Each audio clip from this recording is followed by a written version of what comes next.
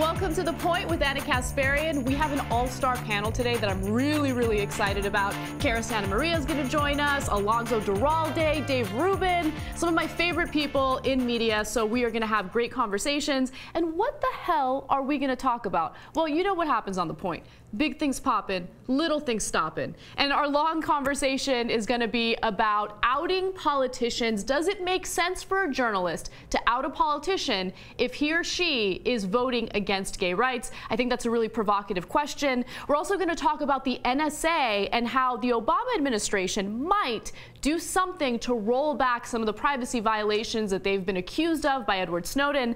And then we're going to have a discussion about Woody Allen. Now, Woody Allen has faced a few very heavy allegations, and we'll get into those allegations and more. And is it appropriate for his family members to say negative things about him on Twitter? Finally, we'll close the show with a discussion about Fox Business and how they're inciting violence against Satanists. Why is it that they are allowed to get away with that, but Melissa Harris Perry makes a benign joke and people are calling for her to get fired? So before we get to all of that, of course, we get to do my absolute favorite segment of this show, and that's No Filter.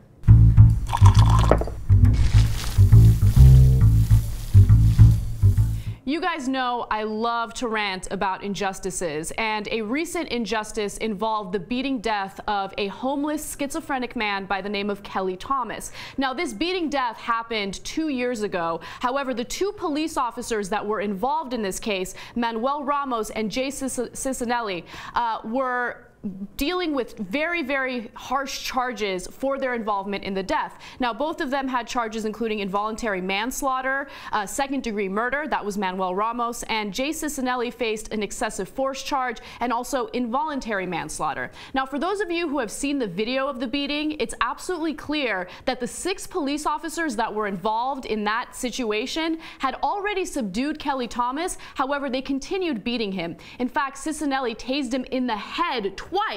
And even though there were 6 police officers there, they felt the need to continue beating him and use excessive force. Now, the video was clear to me, and I thought that it would be clear to the jury. However, apparently they decided to acquit both of these police officers for their involvement. And that makes me angry for a number of different reasons. But the number one reason is our treatment of the mentally ill here in the United States. So that's just one example. Another example that got under my skin recently was a story that we did on the Young Turks. We talked about South Carolina prisons and the way that they treat mentally ill inmates. Well, it turns out that some of them are held in solitary confinement. They're not being fed. They're being restrained to the point where their intestines are coming out of their bodies. And I know that that's really difficult to hear about, but that was a story that we discussed on the Young Turks, and I was hoping that it would get some attention because it's a big issue. Well, that video only got about 30,000 views, which might sound like a lot, but in the grand scheme of things, it's really nothing. Our most viewed video got 27.5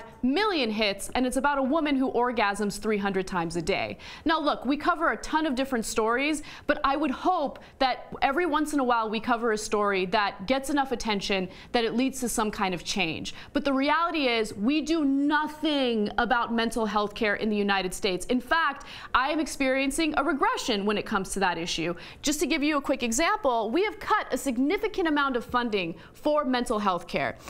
From 2009 to 2011, the states cut mental health care budgets by $4 billion, a combined $4 billion. And just recently in 2013, the Substance Abuse and Mental Health Services Administration experienced a $168 million cut in spending, and that was because of sequestration. So this is really frustrating because anytime we have a mass shooting, we always use the mentally ill as a scapegoat. We always talk about how we don't need to do anything about guns. We just have to do something about video games, and we have to make sure that we take care of the mentally ill. But the reality is we continue to abuse them. We continue to neglect them, and nothing changes. Nothing happens about it. And it's time for us to really get our priorities straight, because if we're really concerned about our fellow Americans, we would do more to fund mental health services to ensure that these people are treated appropriately, and we would do what's necessary necessary to stop cops that use excessive force against the mentally ill. In fact, why don't we have a training program, a standard training program to ensure that cops know how to deal with someone who's schizophrenic? We don't even have any type of uniform policy for that. So this is a really big problem, and I hope that this video provokes some thought and causes some people to do something about it. All right, I know that was a little feisty, but I definitely enjoyed doing those rants, and I can't wait to hear what our panelists have to say about some of the topics we have prepared for the show, so let's go ahead and meet them. Dave Rubin is the host of the Rubin Report, easily the best and most incisive panel discussion on the internet, bar none. Bar none. This is a panel show. By the way. This is a panel show, and by the way, I mean, Dave Rubin does a billion things on Wednesdays. He films his show on Wednesday, so I appreciate you coming in and doing my program. My pleasure. Cara Santa Maria is a co-host and producer on Pivot's TakePart Live, as well as a former host at HuffPost Live. And as is required of everyone who works at TakePart Live, Cara has an advanced degree in neuroscience. Thank you for coming on, Cara. Of course. Alonso Duralde reviews movies at The Wrap and is also well known to TYT fans as one of the hosts of TYT's movie review show, What the Flick. He's also the host of the wildly popular Linoleum Knife podcast. Thanks for having me. Thank you for coming on. I'm actually really excited about the panel today because I feel like we're a family. You know, we all work together all the time, so we can, you know, we don't have to bullshit one another. We can, not that we ever bullshit on this show, but you know, we can really let loose and have a great conversation. I want to start off with a discussion about outing politicians. Now, this is something that I think is a really provocative topic because outing anyone is usually frowned upon, especially within the progressive community. But last week, using hearsay and circumstantial evidence, journalist Ite Hod outed an Illinois congressman. He's a Republican by the name of Aaron Schock, if you haven't heard of him. And in the past, he has been accused of being gay because of the way he dresses and so on and so forth. But this journalist basically accused him of getting caught with another man in a shower. And the reason why he did that is because he felt that, you know what, as someone who is a closeted gay, Aaron Schock has absolutely no business voting against gay rights, which he does have a track record of. Now, Aaron Schock did reply to those allegations, and we have that video, so let's take a look. And why don't you support that issue, by the way? Well, I just haven't. I think everybody has a set of beliefs on issues, social issues in particular, that are a reflection of how they were raised and their set of beliefs. And so first, I would say it's probably more of my upbringing and my faith values. But I also think that, and it's a, you know, so that's number one. Number two, I think we're all a reflection of who we represent. And then third, I think why you're seeing some of these changes in laws is because people's views in society have changed. So, but I just haven't given it. So Aaron Schock has consistently voted against same-sex marriage, and it is important to note, again, that there is no real evidence indicating that he is gay. So that would be my number one issue with someone outing him. However, if there is evidence indicating that he is gay, and he's gay without a shadow of a doubt, I don't have a problem with him being outed because I think it's important to point out that hypocrisy. But Dave, why don't you jump in and tell me what you think? I mean, is there ever a situation where it's appropriate to out someone who's still in the closet? Yeah, well, first off, as the resident gay person of TYT, thank you for having me on this panel. I can professionally diagnose exactly what's going on here. I mean, first off, when you look at that video, I mean, how sad is everything he's saying? Assuming he is gay for the purposes of this conversation, he's saying, well, my upbringing, it's like the man, Aaron Schock, is keeping the politician, Aaron Schock, closeted, which is very sad. In terms of the fact that his voting record is 100% against gay rights, if he actually is gay, then 100%. You have every right to out him if you have evidence of that. Then beyond that, there's the layer of outing. You know, Anderson Cooper was on the cover of Out magazine well before, as gay, as well as Jodie Foster, well before the mainstream media picked it up. And then finally— It was The Advocate, actually. I'm sorry, the Advocate. And that happened literally probably 2 or 3 years before the mainstream media jumped on board once he did it. Now there's Shep Smith being written about in New York Times. He works for Fox, so even though there's no record of him being anti-gay, the network has more of an anti-gay bias. Then there's plenty of actors that we're going to get to in a little bit. So it partly depends on you, on just who you are and what you're doing. So in Aaron Schock's case, of course. So are you saying that with a lot of these different public figures, they're kind of out in circles that the mainstream media doesn't know about? 100%. I mean, everyone knew Jodie Foster was gay. Everyone knew. Would she Anderson have Cooper. considered herself as being out at the time?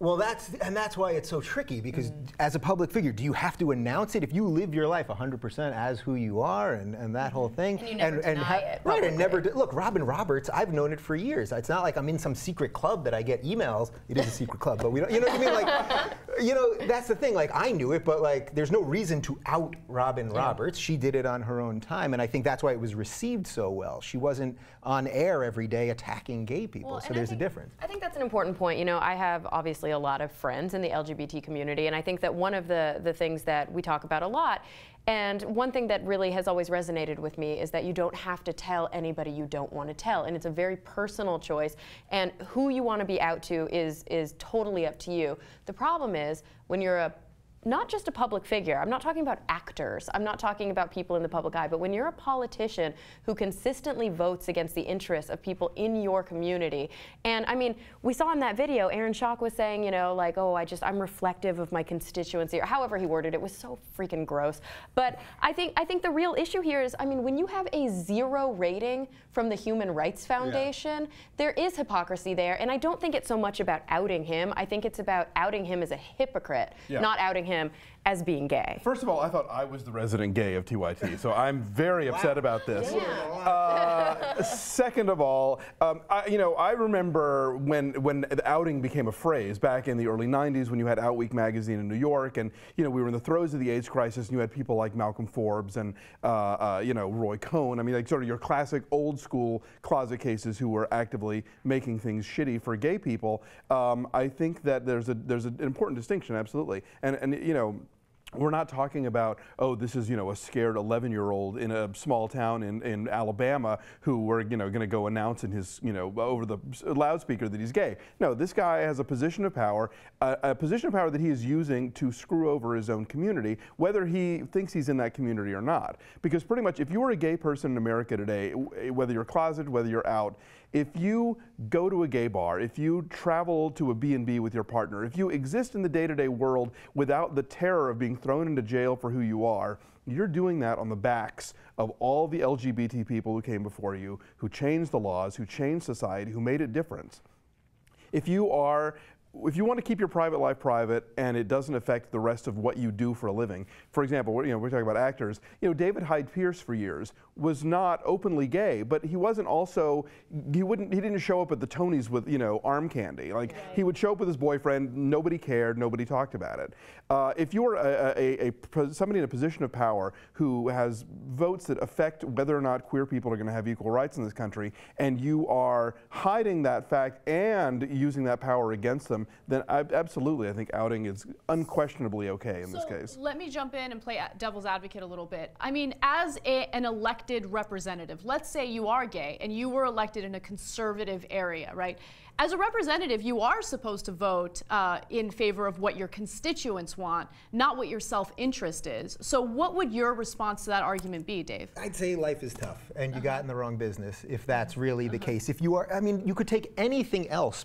If you were doing anything privately that was 100% against what you were doing publicly, and if your stance on nuclear energy, privately you were secretly doing things against nuclear energy and publicly you were for it, well, you would be exposed for that. So this is a policy thing, not a personal. I have nothing personal against Aaron Schock. I hope he's happy. And if he's not gay, that's great. And if he is gay, well then okay, own up to it, and hopefully you'll change your beliefs. But actually, the guy we watched in that video seemed pretty conflicted about what his beliefs are, because I don't think he identifies as gay. In his personal life, you could see the way he answered that. There was like this real, I believe, like, he still, I think, maybe is fighting that inner thing that every gay person is fighting, and that's the tragedy in this. Well, it's like that Roy Cohn speech in Angels in America, how, like, I am a guy who has sex with men, but I'm not a homosexual, because a homosexual is somebody who has no power, who nobody knows, who can't pass an anti-discrimination bill through the city council, whereas I have power. So he may not think of himself as being a part of the gay community because the gay community is this other thing, but, if he's a gay man and he is actively working against the interests of his fellow gay men, then that's where the issue comes up. I think that's an important distinction, because as you said, you know, maybe he is, whether he's out in his own mind or not, he's representing his constituency in a Republican district. That's fine.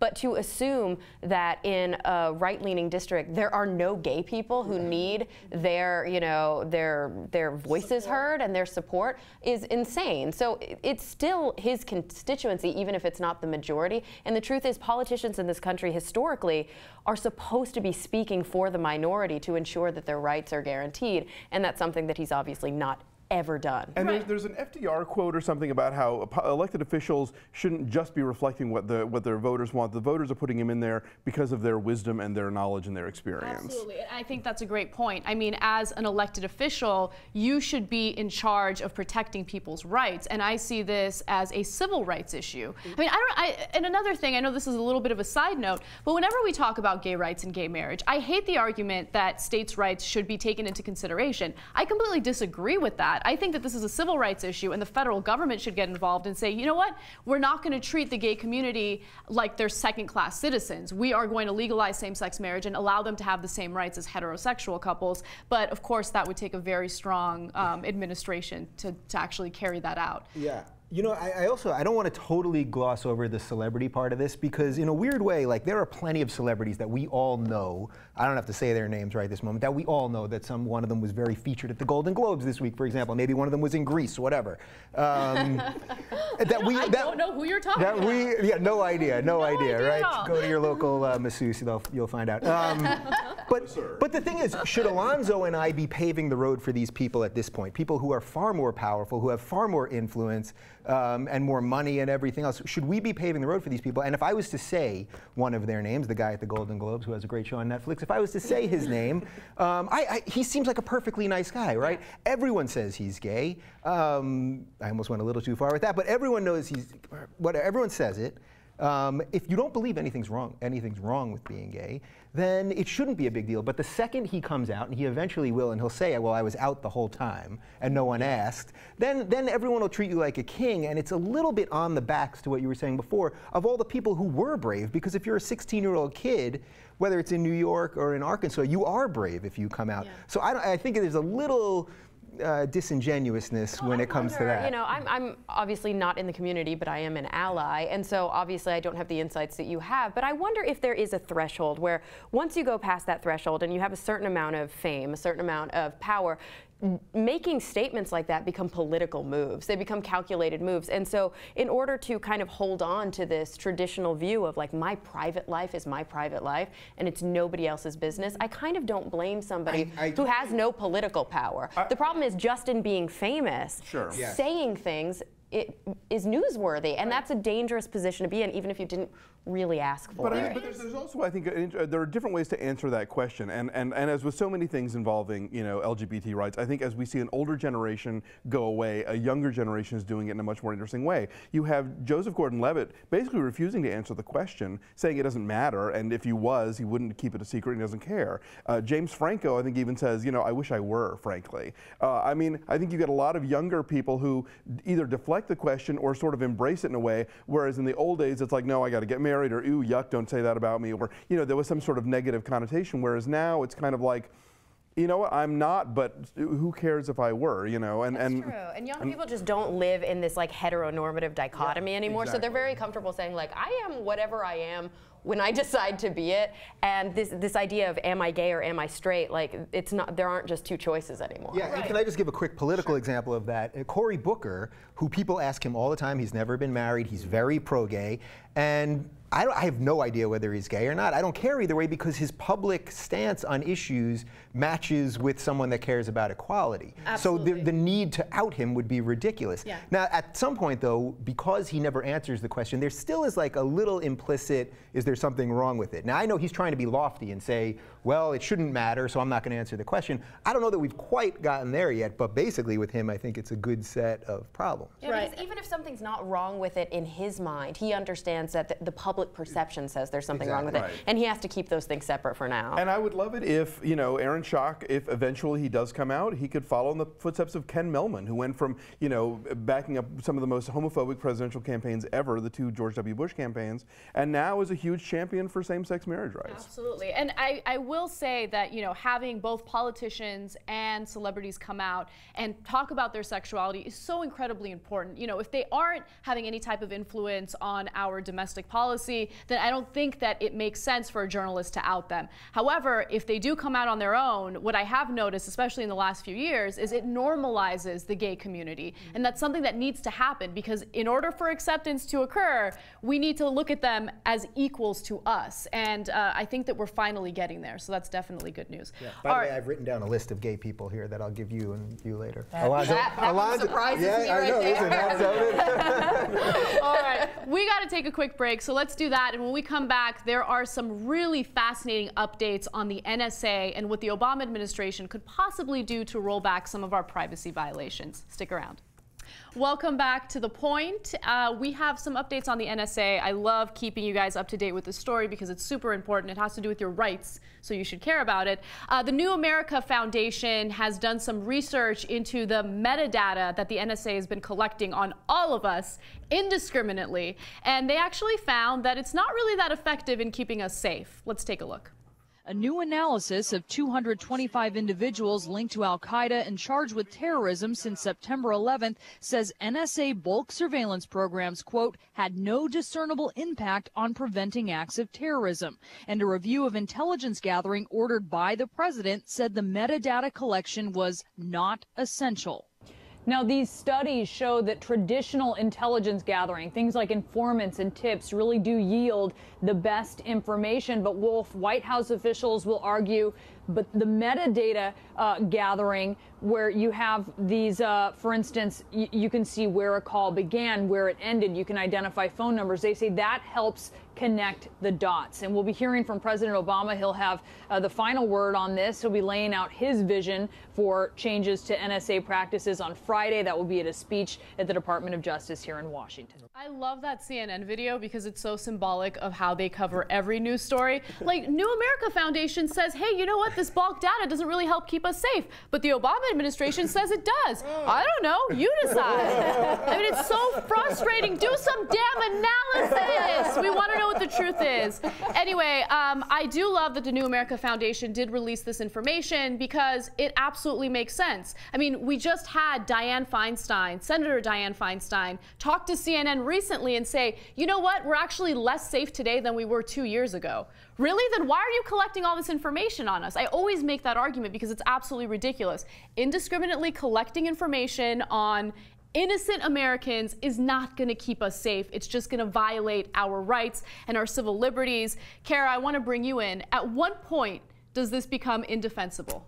At this point. I mean, at the point where the scientific data that's available says this isn't working, that's when it becomes indefensible. And not only is, you know, this bulk kind of data collection not helping pin any terrorist down, it's also not even siftable. Like, we've seen over and over different reports, different analyses say that collecting all of this data actually gives us more noise than it gives us clarity because there's too much information and it's too difficult to sift through that data and get any real kind of leads from it. So at this point, I mean, I think that for me, the straw that broke the camel's back was a while ago, but I think for a lot of the American public, if they're getting this story and they're seeing it in a real balanced way, which is science rules, you know, the actual data is telling us what's going on, that this will be the straw that breaks their camel's back. Unfortunately, I think a lot of people, when they hear the words NSA at this point, they like gloss over it and they roll their eyes because they're like, oh, another story. I have no idea what's going on. Yeah, there are multiple stories a week, and I mean, this is something I'm passionate about, so I pay attention, but I can totally see how it becomes tiresome to the average American who has to deal with so much day to day, just making ends meet. Yeah. But I do see how this information, this data that they're collecting, is beneficial for the government, and I see it as a form of intimidation, which I've said before, right? So, all right, so if you can't really use it to pinpoint potential terrorists, you can use it to find protesters or people who are calling the U.S. government out on their bullshit and say, hey, you know what, Andy, we got to look into Andy's behavior. Oh, it looks like Andy watches this type of porn, or Andy does this type of behavior and has sent these types of tweets out or whatever. They can use that information against him to intimidate them. And I worry about that and how it's going to, you know, violate our abilities to hold government accountable. We literally learned nothing from McCarthyism. No, like nothing. The same stuff happens over and over again, and I think that's part of the problem. I think that's why people don't get ginned up about this story anymore, because I think in a way we sort of feel after the Patriot Act and after the FISA, wiretapping and all that stuff, I think at some point we all just sort of decided, all right, fuck it. The privacy is dead. There's no way to get it back. The government has just completely overstepped their boundaries. And I think it sort of feels like we can't get the toothpaste back in the tube at this point. Like, because we're all on cell phones and we're on Facebook, and it's so easy to do it and to mine that stuff, and we're making it easier all the time. I mean, we're voluntarily checking in on places on, Yelp or Foursquare or whatever. I think that at some point people just kind of decided, well, there's no fixing it at this point. And so I think if somebody could kind of come up and say, no, we can put these measures into place and we can, hide this stuff, maybe people would get behind it. But I think everybody just kind of throws their hands up and thinks, well, this is the world we live in now. So Obama, sorry to interrupt, sure. but on Friday, Obama is going to address this whole NSA scandal, and he says that he is possibly going to roll back some of the privacy violations. Among some of the things that he briefed some reporters on, he says that there might be limits on access to bulk telephone data, call for privacy safeguards for foreigners. If you guys can remember, there were 6 Muslim individuals that the U.S. government was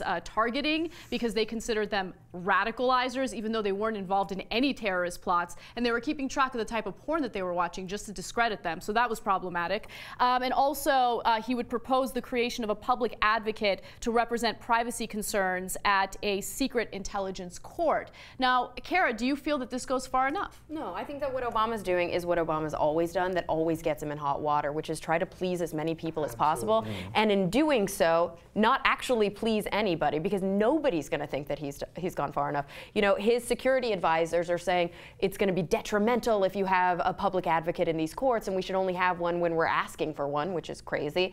And the American people are going to say, way to protect foreign nationals and not us, because all this is a diplomatic move. I mean, it's really obvious after the administration has been in so much hot water with other administrations across the globe. This is his way to save face with them and to do good diplomacy. And I think straddling that line, like he always does, actually makes people lose faith in him completely. Yeah, I think he's done a terrible job, actually, of straddling the line. He sort of has distanced himself that somehow this has more to do with George W. Bush than him. But that's actually not the case anymore, because he's been president for about 6 years. And he expanded many of the policies. And he expanded many of them, and he's prosecuting more journalists than anyone. But the other thing is, remember, he went on Leno, because I guess Jay Leno is like our #1 public interviewer of political people, and he said we're not spying. Well, then 2 days later or 3 days later, James Clapper was testifying and had his little scratching head, not wittingly moment. So Obama either lied or didn't lie, and he loves to say things that you can't quite tell if he's lying or not.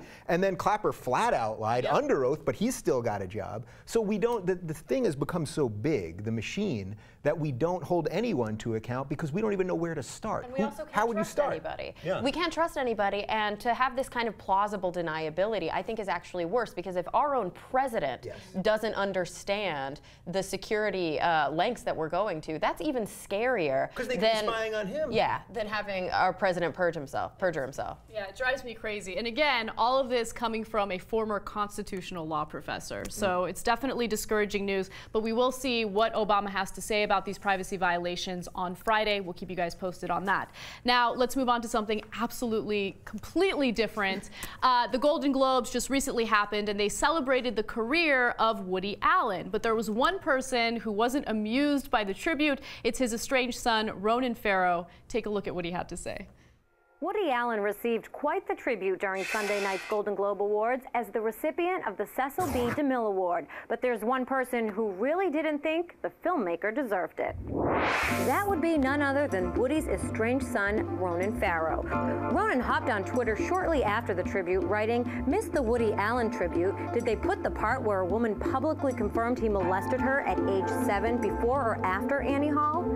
Yikes, Mia and Woody's son was referring to the allegations that the movie icon sexually abused his then 7-year-old sister, Dylan, many years ago. So those are some pretty harsh allegations, and we hear allegations like that about celebrities and directors all the time. Roman Polanski is one of those filmmakers that can't even come back to the United States because of some of the behavior that he was accused of in the past. But Alonso, I mean, are you sympathetic at all to Mia Farrow's point? Has Alan not been held accountable for his actions in the past? This is a tricky one. There was a great Onion headline called "Boy, I've really put you in a tough spot, haven't I?" It was a piece, you know, the joke is that it's a piece by Alan.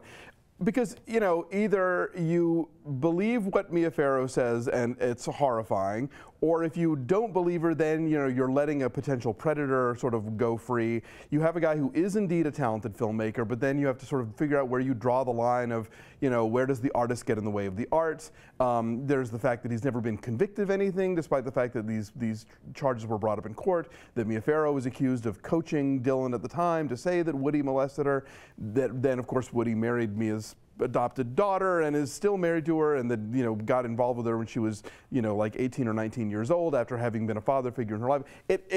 There's no good side of this, you know. I mean, it's some, you know, probably some terrible things have happened. I honestly don't know. None of us will probably ever know the real story.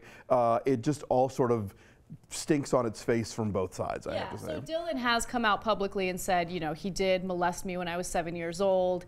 And I think it takes a lot for someone who has been molested to come out and say, you know what, I was abused. But again, we don't have evidence, so I feel really uncomfortable of accusing Woody Allen of anything. But Cara, do you feel that celebrities, people who have fame, money, power, get away with some of the most heinous crimes just because of their status? Well, I don't think it's about their status. I think it's about the money. I think that's I mean, sure, status probably plays into it. But yeah, as we've seen in the way that our economy is run in this country, people with money can get away with some shit. We know the difference between white collar and blue collar crime in this country, and I think that this kind of plays into that. But for me, you know, when we talk about when does the artist kind of get in the way of the art? The thing that doesn't sit well with me about Woody Allen is how many kind of Pygmalion stories he tells, how much this kind of theme actually runs through his films. And so I don't want to say that that's even more evidence, it's not piling on, but when I watch his films, it does make me uncomfortable because I can't help but think about the backstory there.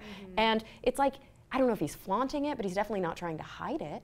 You know? Yeah, I mean, we were talking about earlier, but if you watch Manhattan, I mean, he was dating, I think, a 16-year-old girl. And the whole Mariel theme Hemingway? of whatever works. I don't know if you guys saw his more recent one. Whatever works. He's basically saying, in relationships, whatever works. If she's underage, you know, if it works, it works. And he's also sort of said that when he's been asked about Soon-Yi, who he's now married to, not the one that he supposedly molested. He said, you know, the heart makes you do certain things. The heart wants what it wants. And if you watch all his movies, every single one of his movies, from the comedies to the serious ones, they're all, the whole point of everything that he does is that life is filled with these ironies and inconsistencies and how we all negotiate our honesty in our lives. So I don't know that any of that proves anything one way or another.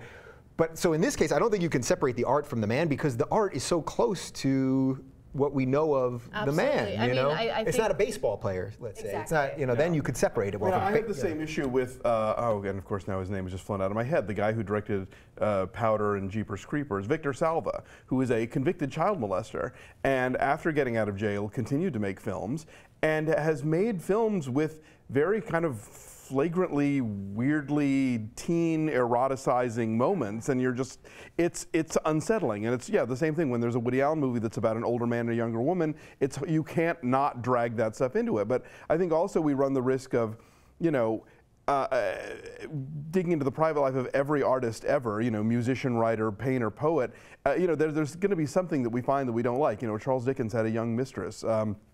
You know, even if you like Thomas Kinkade, you know, Google Thomas Kinkade fraud sometime and see what comes up. So, I mean, it's hard to hold yourself to only to art by people who have led completely exemplary lives, unfortunately. Right, and I feel like the most creative people are usually the ones that are a little fucked up, right? Is that inappropriate? Right, get that out. I'm just going to say it. And I'm not making excuses for him, right? There's criminal behavior, and then there are people who are like just into kinky stuff that's totally legal, right? If he is found guilty at some point of doing what he's been accused of, then of course I disagree with that, and he should face the real consequences of it. It's also an interesting, I think, component where, you know, there's a paradox between contemporary art and art from, you know, the past, right? So when you learn about the lives of kind of tortured artists in the past, things like this actually make their stories rich. You know, you're learning in art history, you know, and it's so funny because of course you have to try and understand what the cultural norms were at the time and what the context was.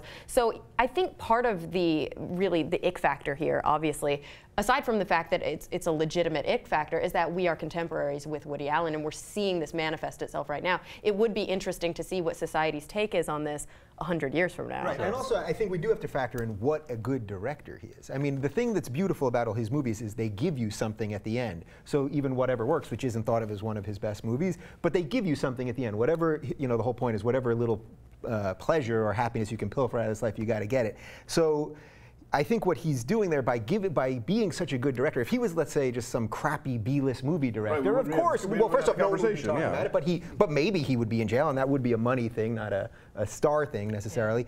But I think because he is so brilliant, people are still going to see his movies. Actually, his last couple movies have been his most successful in the last like 30 years. I mean, I don't mean to compare him to Chris Brown, but I mean, think about what Chris Brown did, and he was absolutely guilty of what he did, right? He beat a woman up very publicly, and people didn't really punish him for it. You know, they still enjoy his music, they still listen to it, they still go to his concerts. So it does kind of show you how much people can get away with if they are considered talented enough or if they're considered famous or wealthy enough. And it's a little disturbing, but all right, that's what we have for that story, and we got to take one more break. When we come back, we're going to talk about Fox News inciting violence. Why is it that they get away with it, but MSNBC can't even say something very benign about the Romney family? Stick around.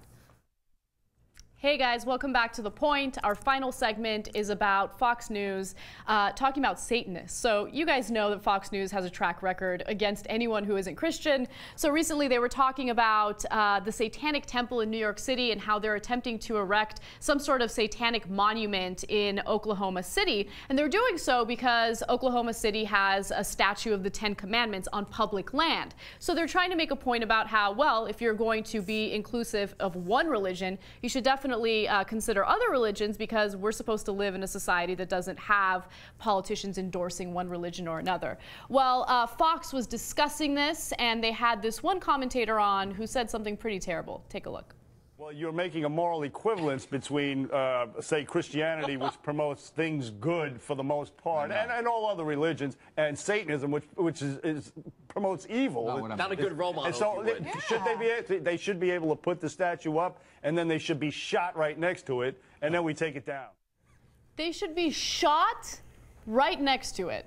Okay, so he's inciting violence very clearly. He's being very specific about what should be done to these Satanists. And Cara, Fox News has refused to issue an apology for this. In fact, they did release a statement about it, and they're like, we're not going to entertain, you know, the ideas or the criticisms of these Satanists. I mean, I'm paraphrasing, but that's essentially what they said. They just kind of blew them off. Why is it that there seems to be a double standard in the media where Fox News can say whatever the hell they want, but if MSNBC makes a benign joke about the Romney family, oh, well, Melissa Harris Perry needs to be fired? I think that first of all, it's because of the people that watch Fox News versus the people that watch MSNBC and CNN. So I think a lot of times what you see, like in the Melissa Harris Perry situation, is that their own viewers were upset by this, you know, so there was kind of a bipartisan support that she needs to issue an apology. The problem is with Fox News, you're only getting upset from the left, because the people watching Fox News on the right are saying hear, hear to what this man said. I also think the biggest issue here is that they didn't do their homework, as they often don't do. And this, I mean, yes, it's called the Satanist Temple, which sounds, I don't know, like ostensibly kind of offensive. But if you actually do your research and you read about what this Satanist Temple stands for, it's really a secular group. It's a group that doesn't really believe in God. And they are working to call themselves an organized religion so that they can stand up for the separation of church and state. They can stand up for First Amendment rights. And that's exactly what they're doing with this political move by saying, we want to put up a statue right next to the 10 Commandments. If you're going to violate the First Amendment, the only way to rectify that is to allow freedom of expression, allow other religions to do the same thing. But this group says overtly on their website that they're for benevolence, they're for human rights, they're for kind of empathy and the value of man. And the issue is that, the issue is that Fox News literally didn't do their homework. They're like, this is an anti-Christian group. It's so ridiculous. And it's funny because, Alonso, Fox News seems to love touting the First Amendment and protecting the First Amendment, and especially the Second Amendment when it's convenient for them, absolutely. right? Yeah. It's sort of like I'm still waiting for Sarah Palin to come out in defense of the guy from the Minnesota Vikings for his freedom of speech. But no, this comes down to two strategies that the Republicans, the right wing in this country, love to play. One is never admit you're wrong and never apologize for anything. I always remember that George W. Bush interview where they asked what mistakes he had made along the way, and he couldn't think of one. And you never get an apology out of these people that isn't some sort of like, well, I'm sorry if you were offended, or I'm sorry if you didn't understand what I was saying. So there's that. The other thing is accuse your enemy of the thing that you're doing. So the people who yell and scream and have a fit about Sharia law is going to come, Sharia law, which is not anywhere close to ever happening, they're the ones who would love for this to be a super Christian theocracy in this country. And so when that gets, when you poke that at all, or you try and point out the hypocrisy, the ridiculousness of it, then they go to let's shoot the Satanists. That's their fallback. I mean, this is dangerous stuff to incite violence like that on a show that's viewed by many, many people, right? And I always think about Bill O'Reilly and how he kept saying George Tiller, the baby killer. And then George Tiller was shot dead, right? And I'm not saying there's a direct connection there, but inciting that type of violence on a program that's probably viewed by at least some people that have some issues is dangerous. It's so dangerous. So I feel like they should be held accountable for their actions. Well, yes, they should be held accountable, I suppose. I don't know what that actually means. I mean, so what? He issues an apology and then he's on the next day anyway. They suspend him for a week. I don't know if that really accomplishes much. He should be allowed back on the program. Yeah, if Martin Bashir can lose his job at MSNBC for suggesting that somebody should poop in Sarah Palin's mouth, then I mean, come on. So we want, but I don't know that that really does anything better. I don't think having everyone fired for what they think. No. But also, to go to your original question here, what's the difference? I mean, the difference in this specific case is that the offended party in the Fox News clip were Satanists. The offended party in the MSNBC clip were supposedly black children. So that does explain a little bit of the disconnect in what the outcome was. But you know what I mean? No one's defending Satanists, but you might defend a black child. Should we be making some sort of moral equivalency here? Like, oh, well, racism is more intense than religious, bigotry. Like. Well, I think that's what they are doing, especially in the case of Satanists. You know what I mean? If it had been... Yeah, of course, because it's very easy to... Sure, but the whole point of the Bill of Rights is to, as we talked about earlier in the show, is to protect the weakest among us, the least popular, the sort of least embraced by society, because those are the ones who are easiest to turn our back on and say, oh, well, not you guys, the rest of us. In terms of cleaning up this mess, I think you're right. Suspending this guy, getting him off the air does not solve the problem. Right. I think what would solve the problem is getting him on the air and saying, listen, this is what I believe. I'm against this move. Whatever your political ideology is, I made a mistake by inciting violence on the air. That's never going to be the solution to this problem, and I hope that you didn't take me at my word there. I disagree with them. I think we should take political action, but I was hot-headed, and I apologize for that, because I think that would trickle down to the people watching who were starting to kind of rally around that cry. I think you've got to stare it in its face. You don't sweep it under the rug. Right, and actually that's what these guys don't do ever. Right, exactly. And that's what Melissa Harris Perry was doing. I don't think she had to apologize. No, I really don't. Absolutely not. However, I think in her mind, or in the MSNBC's executive minds, what they were saying is you frame a lot of things through a racial lens. That's what she does on her show often. So if you don't apologize for this segment that ended up supposedly mocking this black child, that then you're being a hypocrite. So I think she felt she had to do it. Versus no one at Fox is going to say I feel hypocritical because I made a joke about Satanists. It just doesn't add up. Let me just jump in with a little commentary on that double standard. I would like to call for progressives and liberals to stop being so sensitive, right? So I want them to stop being overly critical of jokes. Like, for instance, Dean Obeidallah going on Melissa Harris Perry's show and saying, oh, that Mitt Romney photo is symbolic because it represents the Republican Party. A, that was a joke, but B, it was also very accurate, right? So for liberals to say, no, you gotta apologize for that, that's so offensive. No, stop being so damn weak. Stop being so apologetic when you don't need to be apologetic. We need to take a little bit of advice from the Republican Party, because of course they're not apologetic about anything, but you gotta be able to differentiate between something that actually is offensive and something that is not offensive. And so I want us to be a little stronger. Yeah, that's my commentary. Every half-assed comedian and non-comedian on Twitter during a Republican convention, everyone makes that joke. Oh, there's the one black guy. Right. So it's not, he wasn't offending the kid. He didn't say anything about the kid. Yeah. You And know? speaking of comedians, I think you're right. Progressives need to toughen up. They need to take a page from, I'm forgetting her name, the comedian who made the joke about Pearl Harbor veterans and SpaghettiOs over New Year's. Right. And she said, you know what? I don't apologize. They survived World War II. They can handle one comedian telling a joke about SpaghettiOs, and I in no way am impugning their service to this country. And it's like, yes, that's how you respond to this stuff, because everybody, the second they disagree with you, it's like, oh my God, I'm offended. And as Stephen Fry recently put it, well, so the fuck what? That's true. That's true. And I think I would actually be really interested to see what somebody like Bill O'Reilly's response is to this, because he, I think more than anything else, I disagree with literally 99.9% of what he says, but he's always been a champion of free speech, and I've even seen him stick his neck out for people on the left when they're in hot water because of free speech issues. And so I'd be interested to see what he says with this specific situation, because yes, I will defend your First Amendment right to disagree with whomever you disagree with and say things out loud and proud on the air about them.